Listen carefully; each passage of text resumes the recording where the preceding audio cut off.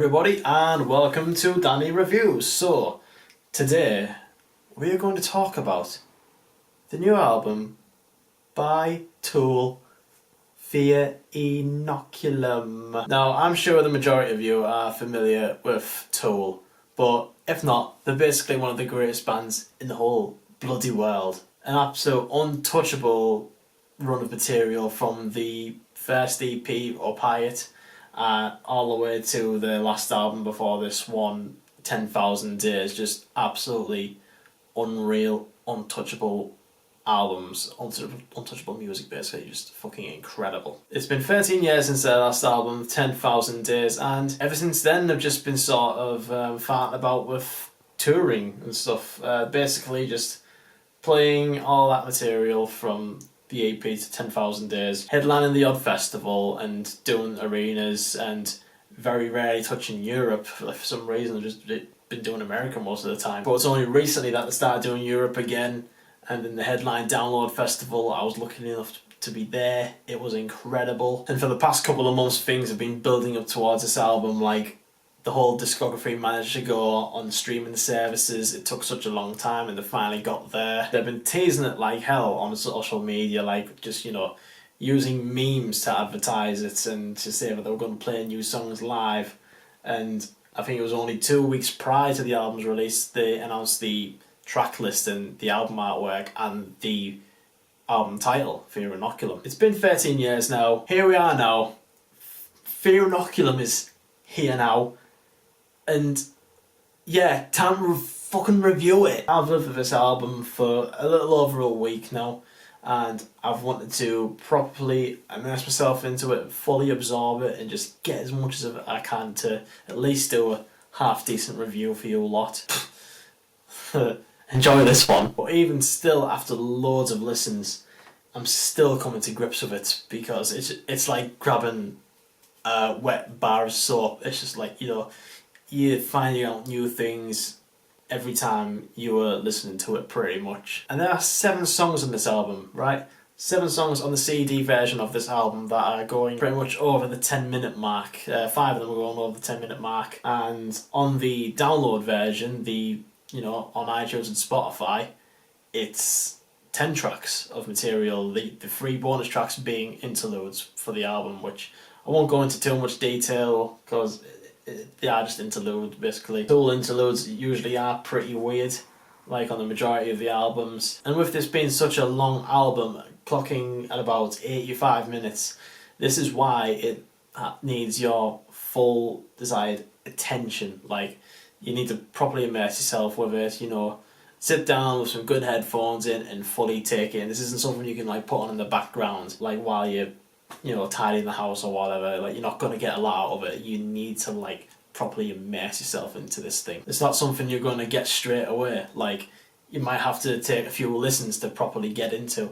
And to be fair, it's like that with the majority of Tool's back catalogue, really. You know, considering how expansive like Lateralis is and 10,000 Days and Enema, like, yeah, they do require multiple listens and to be properly sat down and immerse yourself. So no surprise with this particular album, to be honest. You just got to put on the headphones, sit down, let the music take you away. And this album opens up with the title track, Fear Inoculum, the lead up single to this album.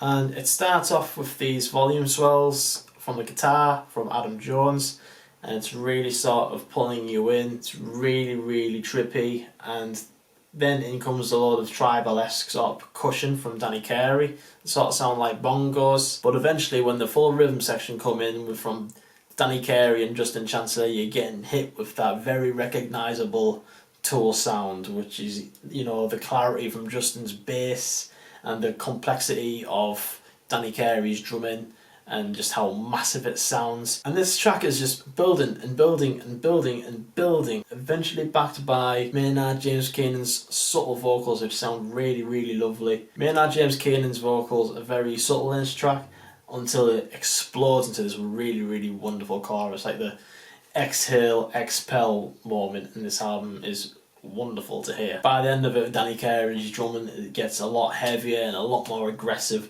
and so it just completely crescendos into this madness that's going on the floor tom, really syncopated with the guitars and the bass guitar, sounding like a really big finale. Sounds wonderful. It's an amazing track, an amazing opener. And as I mentioned before, I was lucky enough to see them at Download earlier on this year, and they played 2 new tracks from this album. They played Invincible and they played Descending, and from then I remember the tracks really, really well. I remember being blown away by them.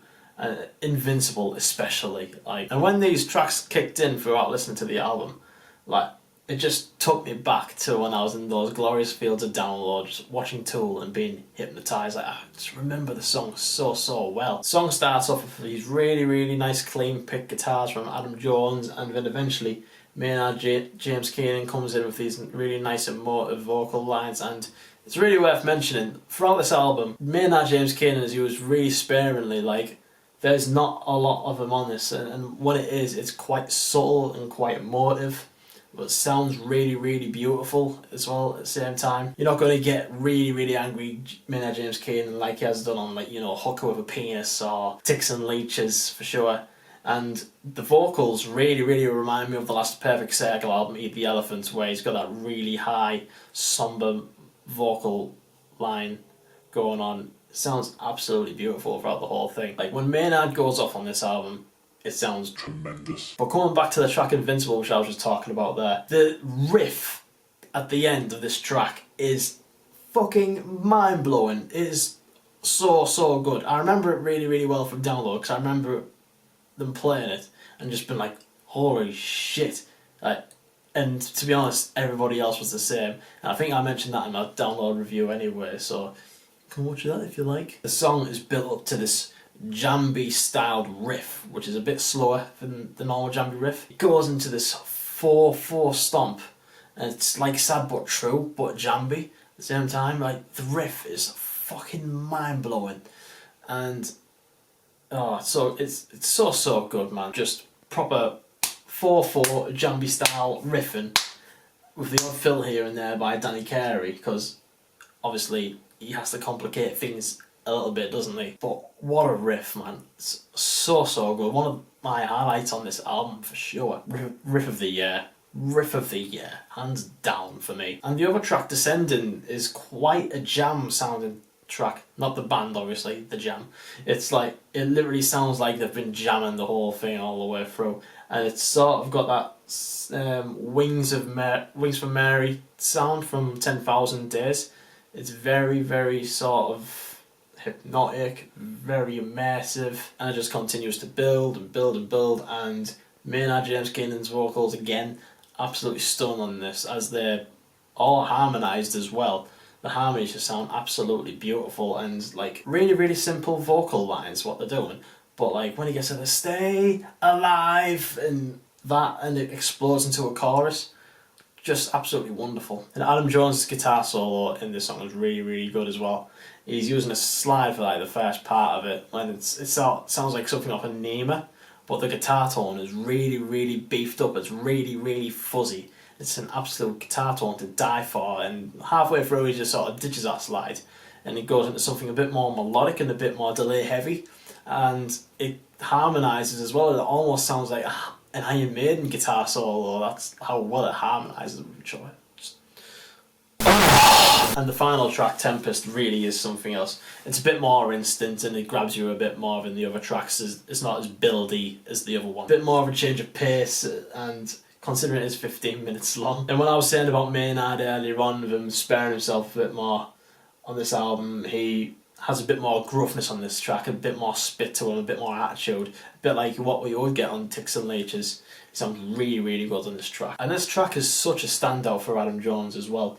Like, the guitar solo he's got going on is amazing. It goes on for about 4 minutes, and he's properly going for it. Like, he's probably going for it in that studio. He's probably going for it for 4 minutes. There's stuff on this guitar solo that I have no idea what he's doing at all. Like, this sound I've not heard any guitar do before. Like, what a player. Like, he really, really stands out on this track. And this album, and like this, it's definitely the heaviest song on the album as well. It goes full metal as fuck later on with Danny Carey's drumming. Like he's really going for it on a China cymbal with these kick pedal patterns, where they're very Meshuggah-esque and really syncopates well with the guitars and the bass guitar. Just sounding absolutely magnificent, and the way it ends, it just sort of finishes with some clean guitars from Adam Jones, and like that's it, and it's just truly wonderful. Like that will be the final track on the CD album, but on the digital, it's got like a little intro with a bit like what you get off Lateralis. Fuck, what a song though. Like, what an album though. What an album. So yeah, for Fear Inoculum, this is just another piece of work added to Tool's back catalogue that is just an absolute masterpiece in my opinion. Absolute masterclass material from masterclass musicians. I myself haven't been one of them Tool fans who've been waiting 13 years. Like, I got into Tool pretty late, like around about 4 or 5 years ago. But ever since then I've still been like sort of waiting for a new album, and even for that long, for me, it's been worth the wait. But for people who've been waiting for 13 years, I've got to say it must have been worth the wait for them lot as well. I have not stopped listening to this album ever since I've heard it, and I'm looking forward to hearing it more and being more attracted to it and being more in love with it, because I'm just loving it so much at the moment. And I can't really say where I would rank it in Tool's back catalogue, because I still feel like I need more listens before I could say whether it's as good as, I don't know, like for example, Undertow or 10,000 Days, an absolute masterpiece, added to other masterpieces, an absolute 10 out of 10. Added to loads of other 10 out of 10s. I'm sure most of you have heard the new album already, but definitely, if you haven't, just like have the time to yourself to listen to it, put some headphones on and properly immerse yourself into it and let the music take you away, like other Tool albums do, because that's how you're going to get the most out of this album. It's truly wonderful. I hope I've done this review some justice, because I really like it, but Tool's music is really complicated to just delve into and to explain for me, because, you know, I'm not really a fucking music journalist. I'm not a proper reviewer, really. I'm just a noob at it. But I at least hope someone got something out of it. Anyways, I'm going to shut up now, because this album is that. Oh, I'm just going to talk a lot of bollocks forever. Just listen to this album. It's fucking incredible. If you have not listened to this album before and you've come to watch this video and you felt like you want to listen to this album now because of this review, please let me know, because that would be really cool. And let me know what you think of the album. Do you agree on most of the stuff I say, or do you disagree? Let me know in the comments below. Let's have a chat. Let's have a talk. And if you enjoyed the video watching me talk a load of bollocks about Tool and just like spunking everywhere about them, I fucking love Tool, then if you enjoyed that, then like, share and subscribe and hit the bell notification button, and so you'll be notified of other YouTube shit that I'm going to bring out. So yeah, Tool, Fear Inoculum. It's out now. Listen to it. There's no more CDs because they've sold out of them all now. Hopefully they'll bring out some actual vinyl versions of this. I want a Fear Inoculum record. I want one, but they haven't brought one out yet. They just bought a fancy deluxe version of a CD that's got a 4-inch HD screen on it. Give me a record. I want a record. I don't play CDs anymore. It's stupid. Yeah, enough of me talking a load of bollocks. Okay, see you later. Bye. Cheers. Take care. Listen to Tool, Fear Inoculum. Stay heavy.